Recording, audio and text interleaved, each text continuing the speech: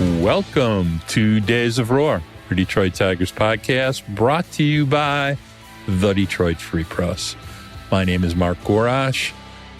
I am here with Tigers beat writer Evan Petzold, who is camped out in Scottsdale, Arizona, checking out the Tiger prospects and getting ready for the GM meetings out there. Ev, how's the desert? The desert is warm, I will tell you that. 92 degrees today. So for everybody back home listening, I'm definitely enjoying the sun. I'm not going to be able to bring any back with me. I don't think it works that way, but if I could, I would. But no, it's been a good trip so far. I mean, just being able to check out different prospects that the Tigers have in their organization. And it's really all about getting to talk to those guys and getting to understand them a little bit more. And it definitely provides for a much better setting than like a Zoom call, because there's ways to maybe maneuver some of that. But just to be able to get here, be here, talk to these guys in person, meet some of these guys even for the first time, and, take 20 minutes to sit down and talk to them and really get to dig into, where they're at in their development, where they want to go, and also where they've been in some cases too. So a lot of good things happening there. World Series, the atmosphere down here was amazing, with the Diamondbacks being in the World Series against the Rangers. The last 3 games of the World Series were at Chase Field here in Phoenix. I was able to write a good story that kind of explain some of the similarities between the philosophies of the Tigers right now and the philosophies of the Diamondbacks. I think there are some things there that, bode well for the Tigers. And I wrote this in the story, like it doesn't mean the Tigers are going to be a World Series team next year, but I think they could, jump ahead of kind of industry expectations and maybe make a push for the playoffs. Part of that has to do with the AL Central. Part of that has to do with the philosophy and the way in which they're being built with so many young players already in the organization. But the Rangers won the World Series, team that spent a bunch of money, ended up making it happen and winning the crown. So a lot of things going on, GM meetings coming up. So that'll be interesting. Those start on Monday. Scott Harris is going to talk on Tuesday. So, everyone needs to be ready for next week's episode because there's going to be a lot to touch on there. Roster moves coming Monday. Like I said, Harris goes on Tuesday. It's a busy time right now for the Tigers. Well, seems like you've been doing a lot of things. A great win for the Rangers. I do think that, looking at the Diamondbacks should give all the Tigers fans hope that it's never too far away from catching lightning in a bottle. And both these two teams lost over 100 games as recently as 2021. So as we transition to that, let's try to jump into the big two. And of course, question one of the big two, we had a little acquisition in the past few days. Explain to me the Mark Canha trade, the club option, what it really means, which is really not a lot, and why the Tigers wanted him. Yeah, it's interesting jumping into that as question one of the big two. I kind of recapped everything that's been going on while I've been down here. And that was everything I planned to do. And then, the Tigers end up making a move and they make a trade for Mark Canha, who's, a big league veteran. He's an outfielder. He's going to be entering his age 35 season. Kind of from the onset of that deal, it was like, okay, why do the Tigers really want Mark Canha and how does he really fit? To me, at the onset, right when I saw it, I said, okay, this doesn't really make a ton of sense. Then you dig a little bit deeper into it, and it started to make a lot of sense for me. So that happens on Saturday. Mark Canha is known for elite swing decisions. He has a selective approach.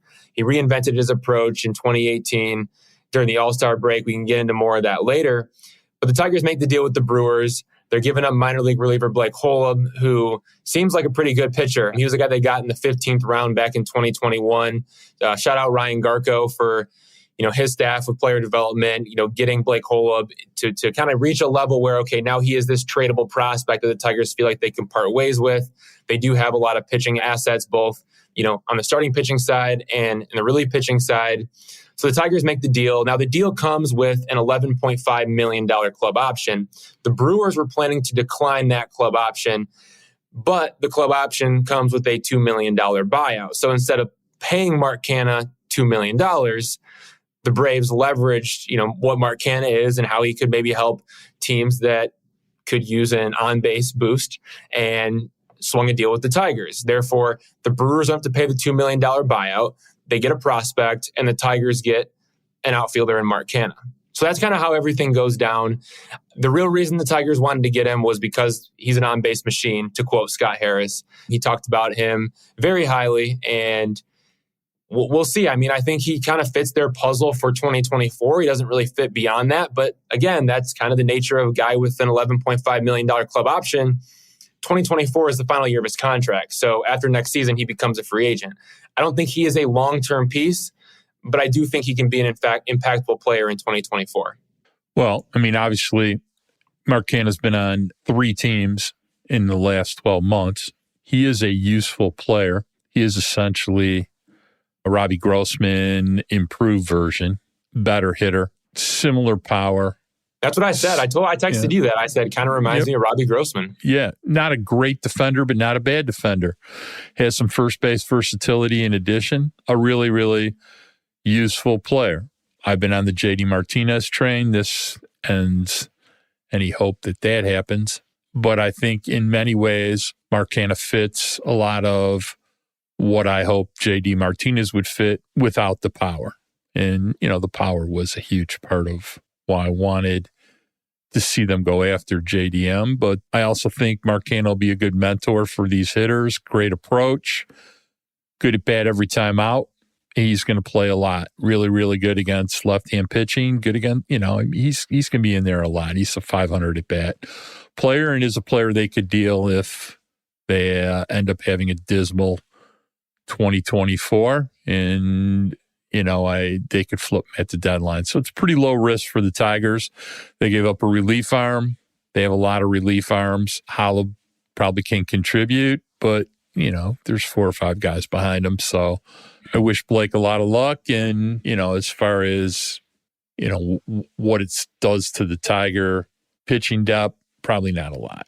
So, well, here's what I do have to say about the differences between Robbie Grossman and Mark Canha is I do think just from talking to Mark Canha and hearing a little bit about who he is, what he's about, how he wants to impact the Tigers is Robbie Grossman isn't like a leader in the way that I think Mark Canha can be a leader. I think Mark Canha is a guy that is going to get in that clubhouse and he's going to go about his business the way that he goes about his business. And I think guys are kind of going to naturally latch onto that. Robbie Grossman, when he came to Detroit, was more of this guy who, okay, yes, he's going to draw walks, he's going to get on base, has some of those same, similar qualities that Mark Canha has. But Robbie Grossman was a little bit different. He wasn't looking to lead a group, or he wasn't looking to mentor players at that point in his career. He was looking to find somewhere where he could stick and he could fit. And sure, you did see Riley Green, latch on to Robbie Grossman a little bit, right? We saw that in spring training, which was good. But Robbie Grossman wasn't that same guy as Mark Canha is going to be with the Tigers.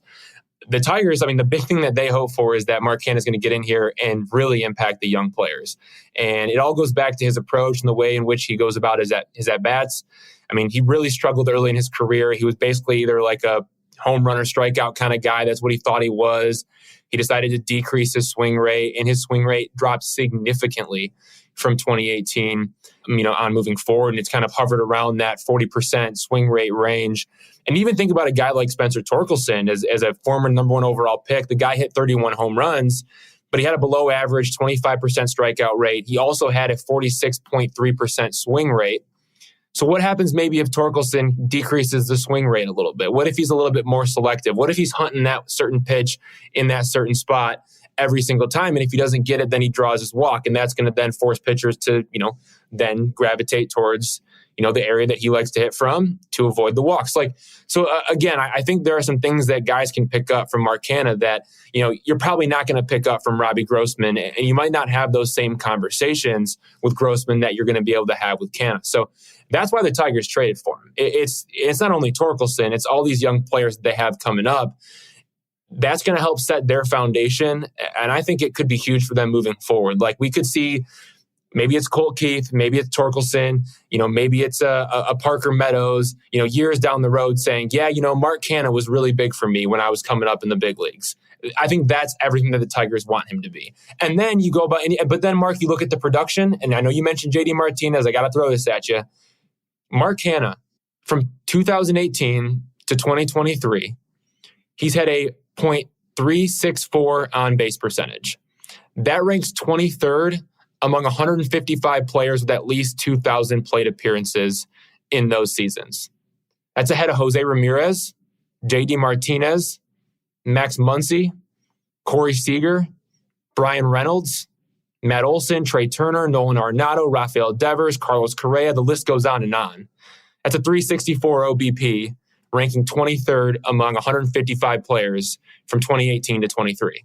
So Canha does get on base, got on base at a .355 clip last year. And let's not candy coat it any other way. Tigers need more base runners. They didn't score enough runs last year. So my guess is, he's going to hit in the top 6 in the lineup, maybe as high as 2.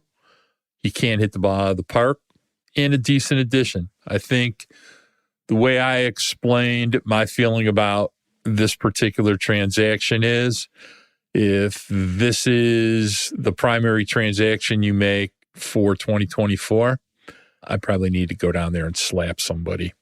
If this is one of 3 or 4 things, and this is the 3rd or 4th most prominent thing they did, then we know that we're headed in the right direction. And there's a chance that this particular front office is serious about trying to win. So it's a horrible free agent class. You can be selective and make some additions in areas that you need. You're going to have to make some trades. You have some tradable players, and this kind of segues us into question 2 of the big 2, which is, what does Mark Canha's addition mean for players like Akil Baddoo, Matt Vierling, Justin Henry Malloy? Justin Henry Malloy is somebody that you and I have had our own internal discussions and arguments about for 3 days now. But tell me what your thinking is about how it affects these kind of players and how it may impact these GM meetings. And I discuss trades, and maybe this helps facilitate some trades. Yeah, I know everyone wants to listen to us argue, so can we both just quickly agree that the Tigers are probably going to shop Akil Baddoo really hard and try to get him packaged into a trade in some way, shape, or form this offseason, right? Like, that makes total sense. And then we can, kind of dig in on Vierling and Malloy. Oh, I don't think there's any question that they're going to shop Akil Baddoo.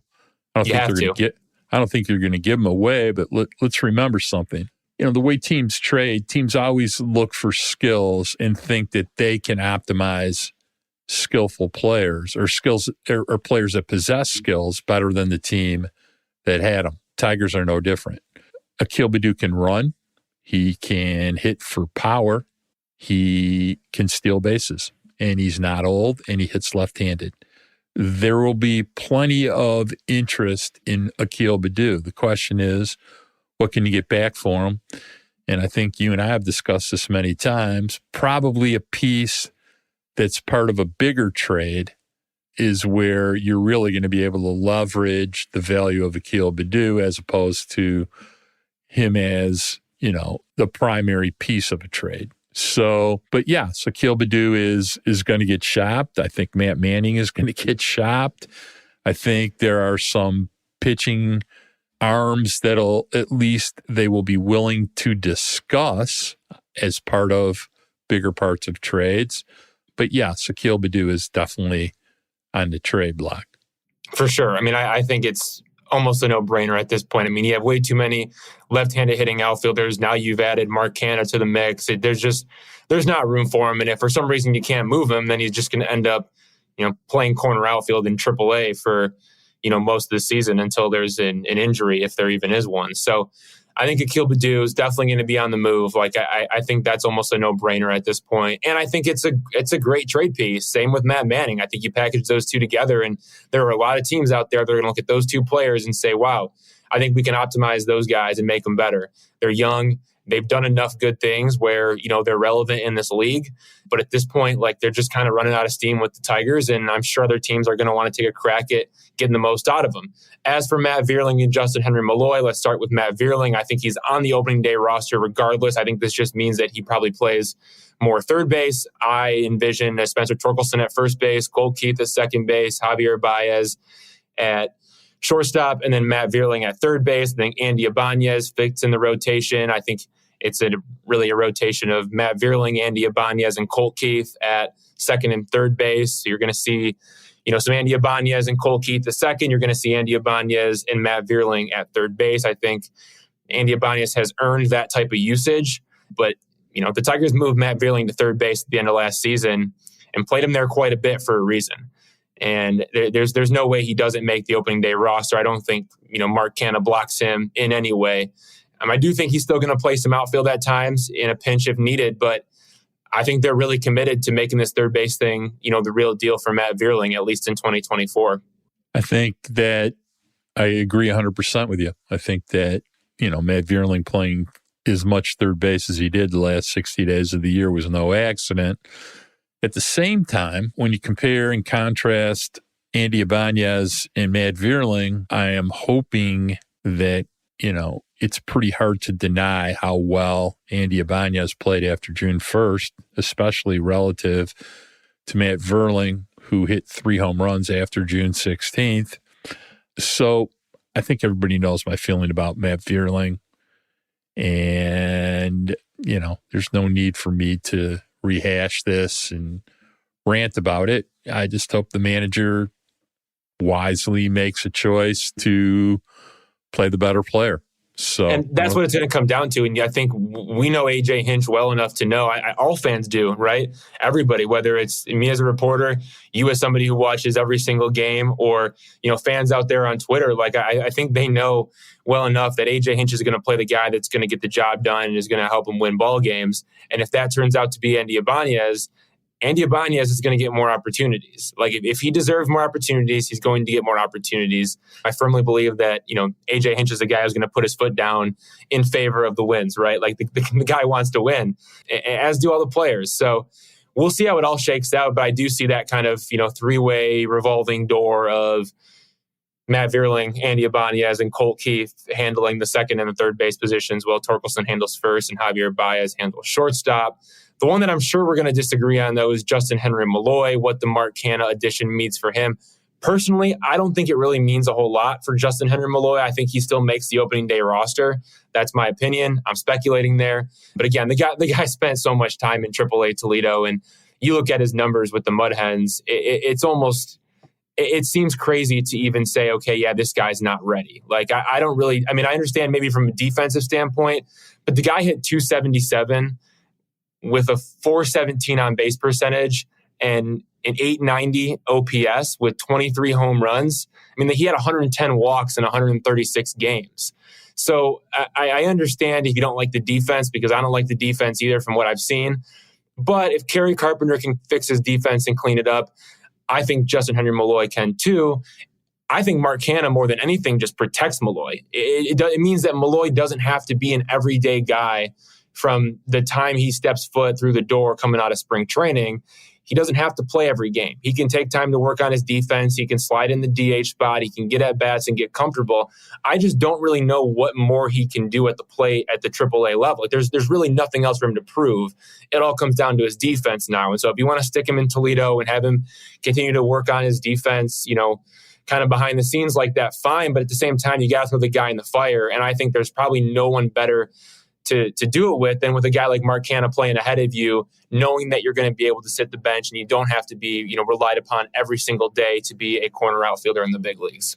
Let me do a little math for you. So I'll quickly, disagree with you and say that I give Justin Henry Malloy less than a 5% chance of breaking camp with the Tigers unless there's an injury. And let's do a little math. You typically carry how many bench players? 4, right? So one of those is going to be a backup catcher, so it's down to 3. And if the starting outfield is Parker Meadows, Riley Green, and Kerry Bonds Carpenter in right, and the DH is Mark Canha, because Mark Canha is playing before Justin Henry Malloy. I don't think that's even something we're going to argue, are we?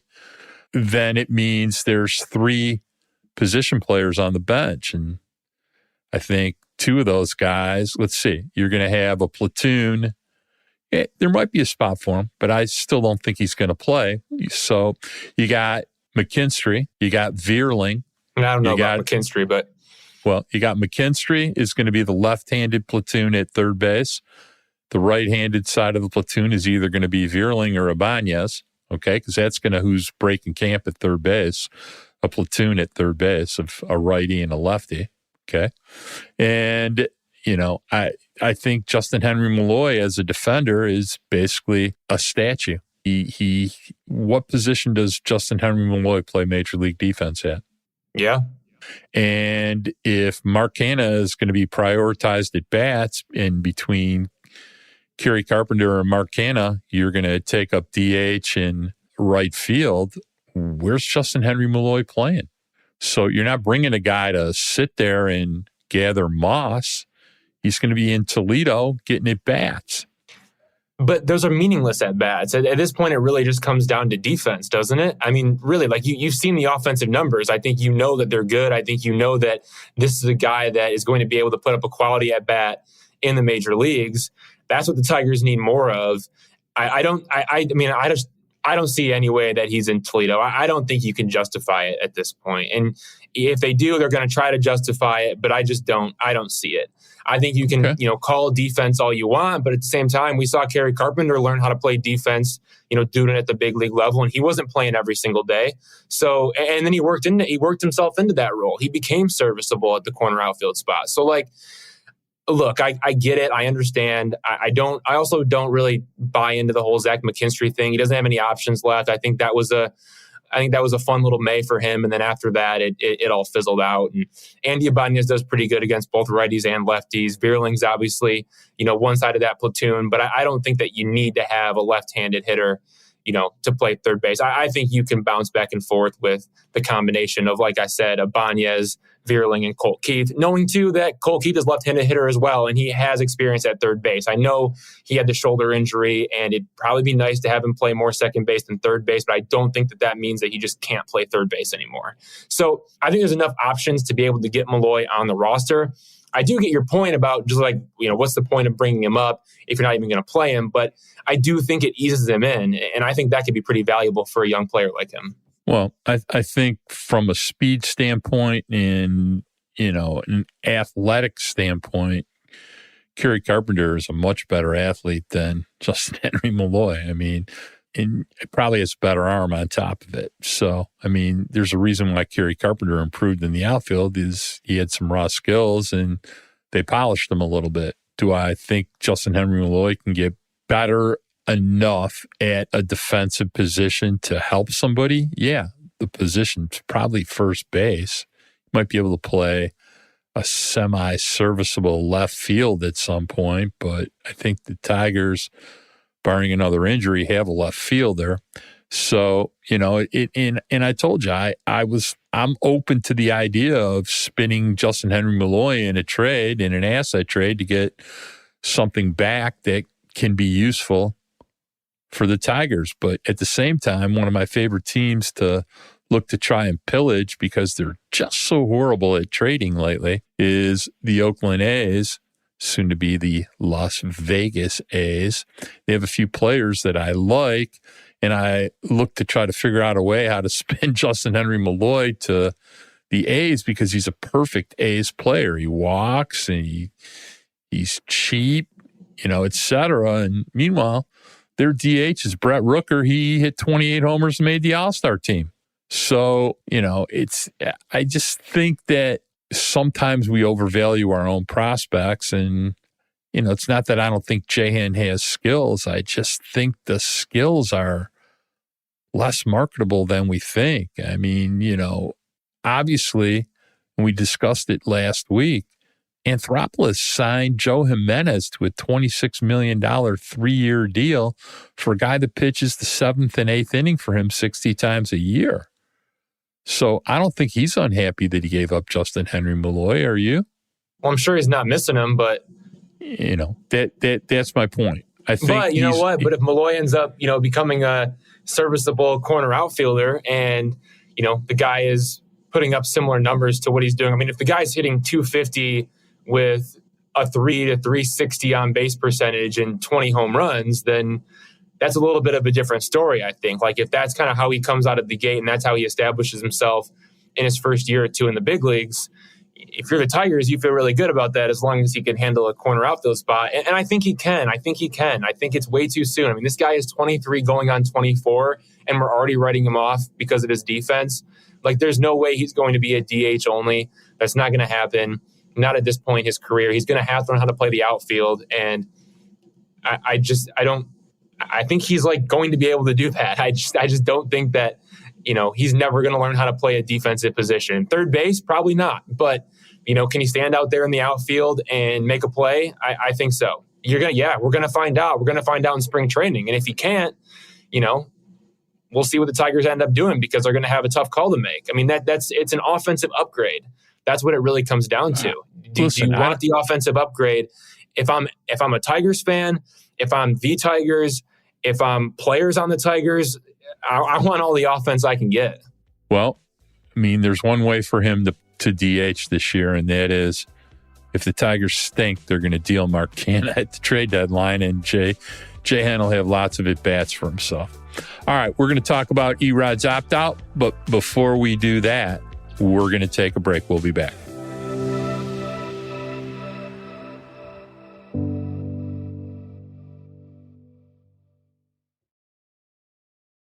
All right, we're back. So, no surprise to anyone, Eduardo Rodriguez opted out of his deal. Not a shock. You and I discussed this at length this week, and, got much more the feel that it was agent-driven in setting a deadline and talking early, and, the entire thing just ends up being a debacle on both sides the way it was handled, just only in the sense that they could have gotten assets in return for him. Harris botched that. Maybe his agent didn't do a great job in these last few days. Hard to blame Scott Harris. But, give me what's your thoughts about, Erod opting out and where it goes? Yeah, I'll have more on this, coming out of the GM meetings, but just kind of baseline is, not shocking at all. Was the expectation all the way along. There was some, thought that on Friday night, maybe the Tigers were negotiating a new deal with Eduardo Rodriguez. That came from John Morosi. And I had kind of done some poking around after I saw that report come out. And all I had really heard was that, the Tigers knew his value. So take that with whatever it means. It doesn't sound like negotiating to me. That sounds like, Erod's camp probably said, hey, this is what we're looking to get. I don't know if it was agent-driven. Maybe it was. Maybe it wasn't. But it sure seems that way, just considering the fact that, I didn't hear, yes, we are actively negotiating a new deal. I heard the Tigers, they are aware of his value. That was the kind of message that was sent to me. So, again, kind of take that for what it is. I'm going to do some more digging on that and maybe have something else on that coming out of the GM meetings. But point is Eduardo Rodriguez did not re-up his deal with the Tigers. There was no negotiations that ended up going through, if there were any negotiations to begin with. And on Saturday, he opted out, leaving $49 million over 3 years on the table in favor of becoming a free agent again. So, not really a surprise. The Tigers have a couple other decisions to make, one in which they actually get to make, and then another which they're waiting to hear on, which is Javier Baez. He has an opt-out as well. The expectation is he is going to opt in, and then Carson Kelly has a $3.5 million club option. The Tigers get to decide whether or not to pick that up. Both of those are going to become official. However, they end up falling on Monday. So by the time folks are even listening to this podcast, that might already be out there. So we're going to have to wait and see what happens there. I think Erod, again, that was expected. Javier Baez opting in, that's expected. Carson Kelly, a little bit more up in the air. But again, I think they brought him in. They got him to learn their pitchers, and they want him to keep working with them. Like, I see him, probably getting that team option picked up, but the Tigers get to make the choice on that one. So, I don't know. Erod is Erod. The story is what it is. The Tigers didn't trade him at the deadline. He opts out of the contract. Tigers get nothing. It sucks for the Tigers from their standpoint, I think. At the same time, it kind of just is what it is. It is what it is. I think that got a lot of decent production out of him in 2 years. People are going to be mad. And my answer to you is, people, he was having a life crisis last year that was far bigger than baseball. If you want to be mad about that, You need to reevaluate where your priorities are in life. In the meantime, he gathered himself up and came back last year. He had a very solid year this year, and he probably would have had a great year had he not suffered a finger injury that obviously impacted his capacity to locate as precisely as he was prior to it. He had 8 pretty solid starts after he came back, and he had 8 pretty rocky starts after he came back, but he wasn't quite the same caliber of pitcher. But over the course of the year, he was pretty damn good. So I don't think there will be a lack of suitors for him. Places like Baltimore and New York Yankees, even Boston, just to name a few. I think St. Louis will have interest in him, probably the Giants. There'll be a lot of places that'll kick the tires on Eduardo Rodriguez. It's 150 innings of 3+ WAR baseball. He never is afraid, knows what he's doing, and he's valuable. He's going to get... And Mark, I do think, though, there is like a slim chance that maybe he does end up with the Tigers.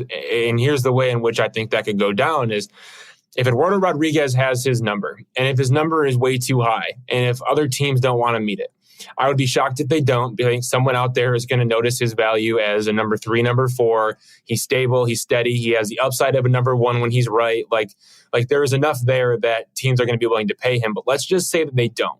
Let's just say that they say, yeah, we're a little bit concerned because you blocked the trade to the Dodgers. Sure, you had your reasons, but you had a chance to go win a World Series and really help a team in the postseason. You didn't go do it.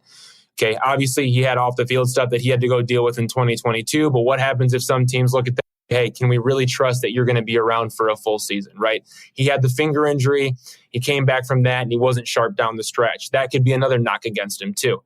And I'm not saying that these are reasons that we should knock Eduardo Rodriguez. I'm just saying that teams could look at those as negatives, right? And if they're not willing to meet that number, what happens if we get to the end of the spring training and Eduardo Rodriguez tells his agent, Gene Motto, yeah, I really like pitching in Detroit. Is there any way that we can try to make something work with them? And it gets down to the end of the offseason. Spring training's getting started. Eduardo Rodriguez doesn't have a deal in place yet. It would take a lot, I think, for Gene Motto to go crawling back to the Tigers, but maybe he does. And that's kind of the only scenario in which I would see the Tigers, actually ending up with Eduardo Rodriguez on their roster for 2024.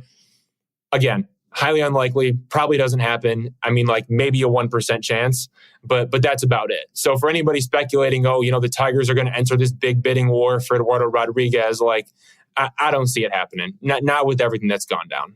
Not happening. They'll have the money spent on something else well before. That's true as well. They're going to have to prepare themselves to replace him. That's the thing, is they're going to need another left-handed pitcher. You can't just roll with, Skubal and then a bunch of righties. They're going to have to find a way to kind of, bolster that rotation with another left-handed pitcher in there. So we'll see where they go. Again, that's another thing that I don't even want to get into this week, because I think we got to get to the GM meetings and really try to get a feel for, what caliber of pitcher are the Tigers targeting to replace Eduardo Rodriguez? Could they go with a righty? Could they go with a righty-heavy starting rotation? Do they need a lefty? If they need a lefty, who might those options be? There are a few that are out there on the market right now. We'll see what else trickles out as, some of these decisions are being made with opt-outs and team options that are going to be either accepted or declined. So I think there are still some things that could happen before we really get a chance to evaluate that market. But point is, they're going to need some help there. All right, so let's transition into discussing some things that you got a chance to spend some time with some of the prospects in the AFL, notably, Jace Young, Justin Bigby, Hao-Yu Lee, Wilmer Flores, Dylan Smith. Jackson Jobe had already gone home, so you can get a chance to talk too much to Joe, but tell me what, if anything, you saw. You get a chance to see a lot of batting practice. You get to sit in a nice, relaxed environment and talk to people, find out about them, find out their process, and maybe they're working on a few things, which the AFL is famous for allowing young players to see different perspectives and work on a few things. So tell me what you saw. Yeah, first, just shout out to Jackson Jobe for the performance before he went back home. He made 4 starts in the Arizona Fall League. He had a 2.87 ERA, 5 walks, 19 strikeouts, over 15 and 2/3 innings. I mean, it was everything that I wanted from him, going into the fall league, and he accomplished that, checked all those boxes. I'm excited to see him when spring training rolls around. As for the other guys, they're all still there.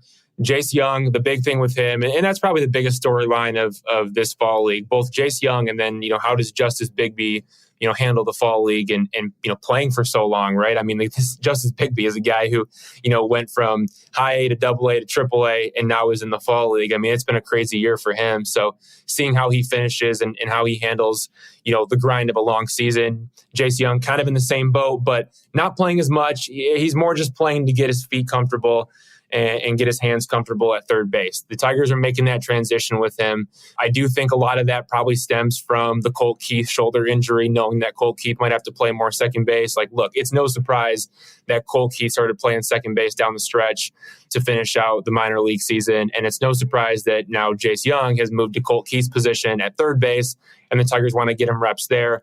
I think there's something to be said for, defensive versatility and being able to play more than one position. But also, I just think it's interesting that, coming off of the Colt Keith shoulder injury, the Tigers, started to do these things. So who knows if that's really, the reason? We'll probably never know. But I do think that the timing of it is kind of fascinating. But yeah, watching Jace Young at third base, he looks like a guy who just started playing third base. Like, he doesn't look very clean there. I don't think his range is very good. We'll see if the arm is going to be able to hold up, making those throws across the diamond. You don't really get a ton of time to evaluate. Like, I only saw him play third base once. I got to see him make a couple plays, but even on a diving stop that he had, which I thought was impressive in and of itself, like, he just didn't look very quick to the ball. It didn't look like he had a great first step. So it's something that I know he really is looking forward to working on in the offseason. We know the bat's there. The guy hit 28 home runs, in the minor league season. So we know he's going to hit both for average and for power. I think the play discipline is pretty good. Now it's just, okay, what position is he going to play? Hao-Yu Lee, another infielder, second base. Got to see him a little bit. Good contact rates. We'll see what he is. I mean, he's so young. The Tigers got him in the Michael Lorenzen trade. But I do like the fact that he does make contact. He puts the ball in play hard. I think there is some power that's going to be able to develop. He talked a lot about, and he's from Taiwan, he talked a lot about the strike zone in Taiwan being bigger than it is in the United States. So he feels like that prepared him well to be, pretty selective with his approach. Yeah, I mean, he knows what he can hit. He tries to drive it. He's still such a young player, though. I mean, he hasn't played above the high A level. So there's still a lot to be, discovered there and figured out along the way. Justice Bigby, obviously a huge climb for him. Hits the ball to the right side of the field a ton. Want to see him get into more of that pull side power and see if he can unleash some of that. I think that's going to be huge for him at the upper levels. Like, he's going to have to be able to hit high velocity and turn on it and, and pull a ball. Like, that's what it comes down to for him, I think. Other than that, everything's pretty good. Aside from, the defense in the outfield, I think that needs some work from what I've seen. Again, it's limited, my evaluations of him, but it seems like pulling the ball and improving the outfield defense are the things that he can improve on. So those are the three position players. Everybody kind of seems like a first baseman with the Tigers. I had some conversations at the fall league, and that one was brought up to me. It was like, Jace Young, like, where's his best position or his optimal position? Well, it's probably first base and maybe second base. I don't want to slight Jace Young too much, but Colt Keith, for example, right? Like, where's his best position? Probably first base. Like, Kerry Carpenter, where is he probably best at? First base. Justin Henry Malloy, where is he probably best at? That's probably first base. And then you have Spencer Torkelson, who's a below average first baseman playing first base. So it's kind of an interesting situation with the Tigers in terms of where these guys are all going to play. And I think they're going to run into some of those issues, but yeah, they're going to have to get it figured out. And maybe that's a knock on old player development and not getting those guys, developed at certain positions. Maybe that's just, how they are and how they're always going to be. Who really knows about that? But yeah, those are the three position players that I saw: Jace Young, Justice Bigby, and Hao-Yu Lee. Well, I feel really encouraged that we have 5 first basemen down there that seem to swing the bat. But I am hoping that maybe player development can have the same impact on some of the defensive activity for a lot of these players that they've had developing pitching. So we'll cross our fingers and see if we can improve their defensive skill sets so that they can play something other than first base. I feel very confident that Spencer Torkelson is the first baseman of the Detroit Tigers for a long time. So Me too. If you plan on playing first base as your best defensive position, you either better figure out where you're probably going to play in another city, or you're going to have to figure out another defensive position to play. I think Cole Keith hits the ball well enough and often enough that they will figure out something for him. I mean, look, Nicholas Castellanos is playing right field in the playoffs. He is still a subpar right fielder, but, if you can bash at the major league level, you're going to play somewhere. So I'm not too worried about that. And I think Jace Young falls into the same category. Yeah, I agree. I think Jace Young, someone's going to play second, someone's going to play third. Wouldn't be surprised if someone played left field. Riley could always move to right field, although I don't think it's his optimum position. So they'll look, if you're whacking, if you are hitting the baseball and a problem for other teams, they will figure out a spot for you. Or sometimes guys get better. I mean, Alec Baum was such a terrible third baseman for Philadelphia that even, as of June 1st, they didn't know this year what they were going to do with him. And, miraculously, he improved enough to be more than passable at third. He was actually pretty damn good in the playoffs. So you're telling me Malloy can improve then? I'm telling you there's a chance. I'm telling you that they did not expect Baum to improve, but yeah, sure. I mean, if Justin Henry Malloy played adequate defense, he would likely be the favorite to start at third base. But I think they've seen about enough of him playing third to know that it would be not a very good idea in the major leagues to play Justin Henry Malloy at third. Yeah, he's not a third baseman. All right. You saw Wilmer Flores for a few minutes. Starter or reliever? Yeah, that's the thing is I saw both Wilmer Flores and Dylan Smith. And for Wilmer Flores, I hate making predictions like this because I've only seen these guys a handful of times. It's so hard to track them throughout the season. But when you do look at the stuff and you do look at the fact that he still doesn't really have a good changeup, yeah, probably a reliever. He really does look like a reliever. Possibly a really, really good reliever. I think the fastball will play up significantly coming out of the bullpen. The curveball is so good. He's got the slider. That's pretty solid too, but he doesn't have a changeup. And I think he's going to need the changeup if he wants to be a starter. He hasn't been able to develop it. I am not going to take anything away from what Gabe Rebus. I'm not going to take anything away from what Ryan Garco can do. I think there is a chance that he can develop into a starter, but right now, the way that it looks, he seems like a reliever. Dylan Smith, kind of the same way. The guy just gets hit around. He's got really, really good stuff, but for some reason, he's getting hit. And I don't know if that means that they need to make a couple tweaks with him. I mean, he's had some injury risk in the past. It was the arm fatigue, and then it was arm soreness, and then it was a forearm strain, and now he's back in pitching again. He's going to have to stay healthy first and foremost. That's the biggest thing. The stuff is really good, but I think at some point it seems like the fastball's been getting hit a little bit, and then maybe leaving too many sliders up over the zone at times. But when those pitches are on, he's really good. So I'm leaning more starter with Dylan Smith right now, leaning more reliever with Wilmer Flores, but I think both pitchers are up in the air in terms of their role. And for Dylan Smith, you just got to stay healthy. I think it would be well served if he was a reliever, but he's never stayed healthy enough to find out what the heck he is. So don't really have too much commentary about Dylan Smith. I've never loved much about anything. I always thought the hype superseded the productivity. There's a million guys in the minor leagues. They have good stuff that don't amount to much of anything. So that's my 2 cents about that one. All right, we're going to take our last break. When we come back, I want to talk to you about what you think you're going to see at the GM meetings. We'll be back in a second.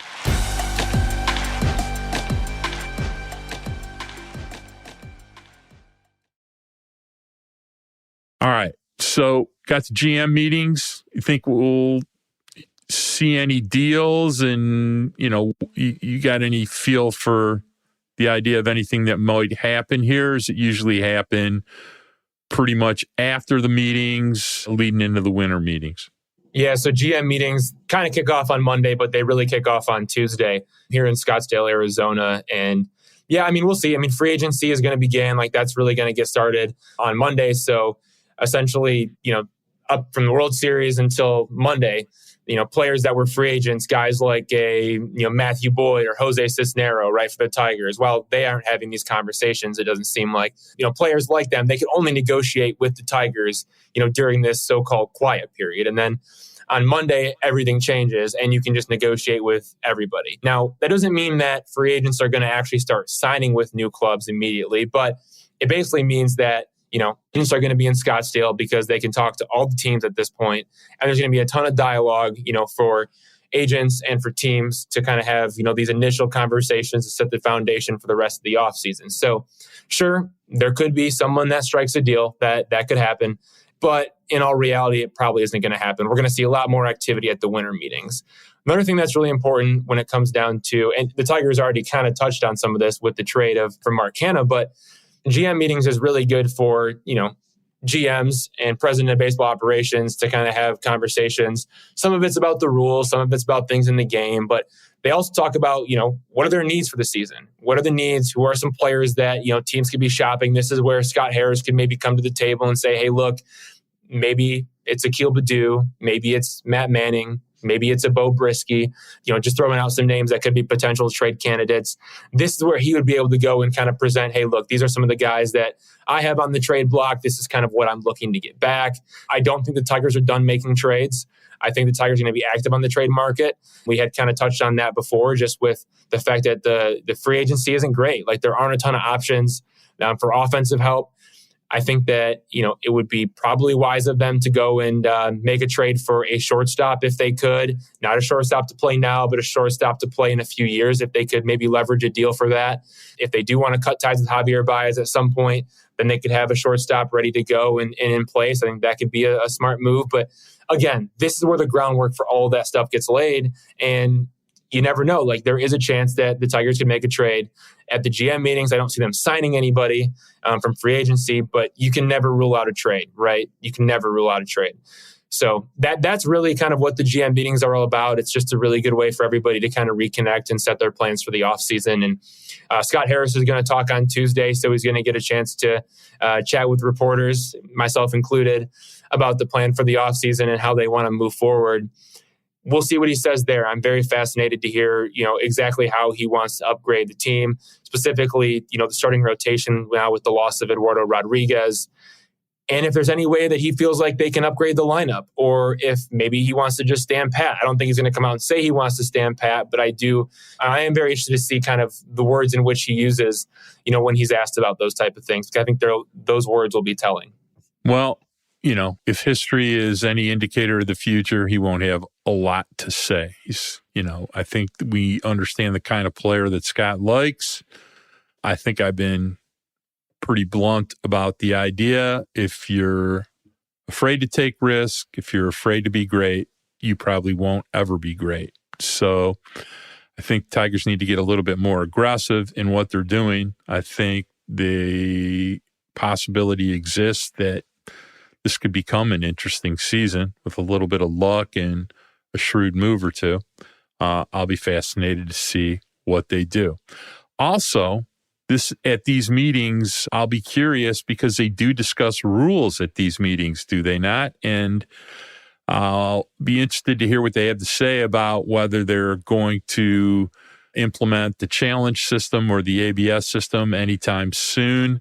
It's something I like to talk about. We talked about it with Dan Dickerson. We've talked about it with Mike Fearon. You and I have discussed it.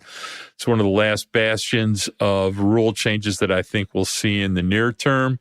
I would expect we will hear some things about it. We will hear some commentary and, get some feelings from the GMs about how the rule changes went this year. You saw a lot more stolen bases, a lot faster games. There are people who think that the game was pretty impacted by the pitch clock in good ways and other ways.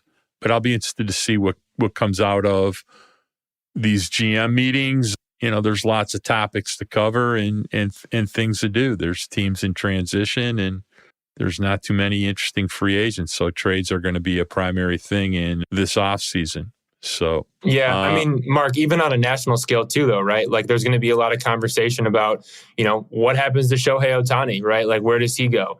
There are two pitchers from Japan, Yoshinobu Yamamoto and Shota Imanaga. Those are two guys that everyone's wondering, okay, like where are those guys going to end up? Because they're going to factor in. You also look at starting pitching market on free agency, right? Like there are so many options there. You have Blake Snell, you have Aaron Nola, Sonny Gray, Jordan Montgomery, Lucas Giolito, Jack Flaherty. Obviously now Erod has joined that mix. So then you add in the Japanese pitchers, and it's like, okay, that's a nice crop of pitchers to choose from.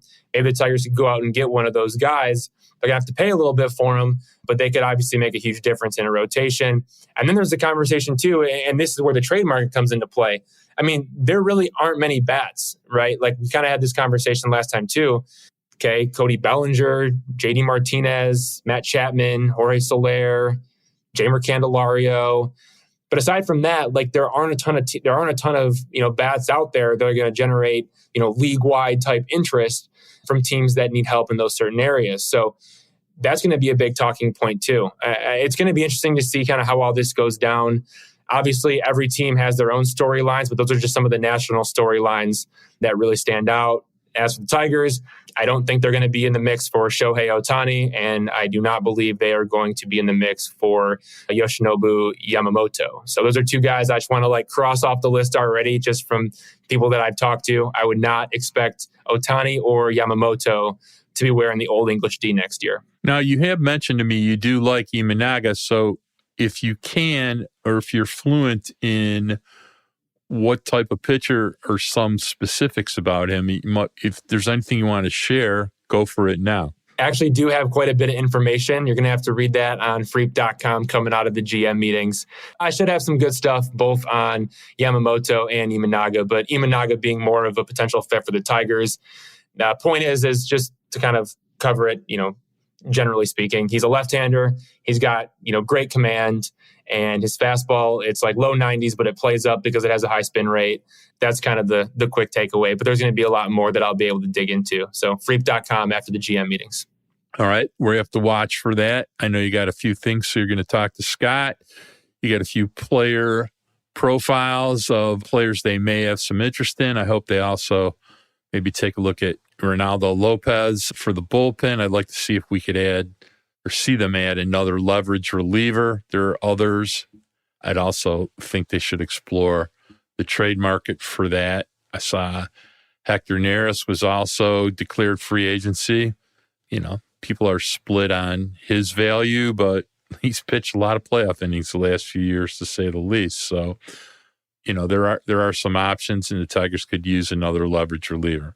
All right, so we have a lot to look forward to this week while you're getting a suntan. And I do know that you'll be coming home this week and have to leave the beautiful, sunny, fun location of Scottsdale, Arizona. But I do want to remind everybody to please rate, subscribe, and comment if you can. We're going to keep doing this pretty much every week unless we decide to take a week off at some point in time before the end of the year, but we'll see how that goes. And I wanted to thank our executive producers, Kirk Crawford and Anjanette Delgado. As always, I want to give a shout out to my grandson, Braden Michael Gorash, who went bowling for the first time at 2 years old, just like I used to take his father, which was pretty cute. He sent me some videos. And from a partner, Evan Petzold, not getting a suntan right now because it is night, but will be tomorrow. I'd like to remind everybody, go in peace.